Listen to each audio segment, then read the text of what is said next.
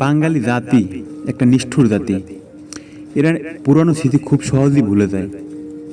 এদেশের জন্য জীবন দিয়েছে 2024 সালে ছাত্র জনতা। মুক্ত করল স্বৈরাচারের হাত থেকে নির্যাতিত দলীয় নেতা, মুক্ত হলো সাধারণ জনতা। স্বৈরাচার দ্বারা প্রত্যেকে স্থান নির্যাতিত হতো। সকলের স্থান ছিল স্বৈরাচারের পদতলে। যে স্বৈরাচার নিজের ক্ষমতার জন্য কোনো মায়ের বুক খালি করতে দ্বিধাবোধ করত না, যেগুলো এখনো আমাদের চোখের সামনে ভাসমান।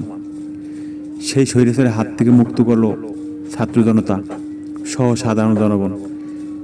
তাদের লিডার ছিলেন নাহিদ ইসলাম, আসিফ, সার্জিস, আবদুল্লাহ।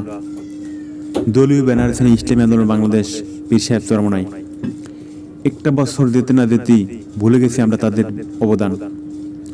একটা আর কি খেয়াল করছেন, সেদিন যদি স্বৈরাচারের লোভনীয় অফারে যদি সার্জিস, নাহিদ, আসিফ, আবদুল্লাহ পরে দিতেন এবং টাকা খেয়ে বন্ধ করে দিত আন্দোলন, কি অবস্থা হতো এই জাতির?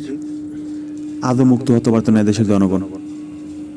এখন যারা নির্বাচন করছেন, নির্বাচন তো দূরের কথা, কারাগারে কাটাতে হতো বছরের পর বছর।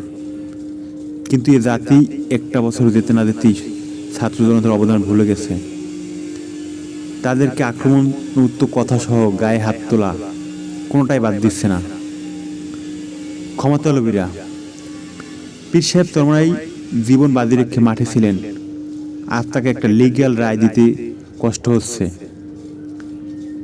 এদেশের বড় বড় রাজনীতিবিদ, গণতন্ত্র স্থাপনকারী কেউ চাচ্ছে না যে হুজুরেরা মাঠে থাকুক, নির্বাচন করুক এবং জয়লাভ করুক। তাহলে তাদের খাওয়ান বন্ধ হয়ে যাবে, চুরি বন্ধ হয়ে যাবে, ডাকাতি বন্ধ হয়ে যাবে। এজন্যই বলি, ভুলে যাবে সব কিছু, মনে থাকবে না এই অবদান। সার্জিস, নাহিদ, আসিফ, আবদুল্লাহ, চরমনাই, পীর, কারো কথা মনে থাকবে না।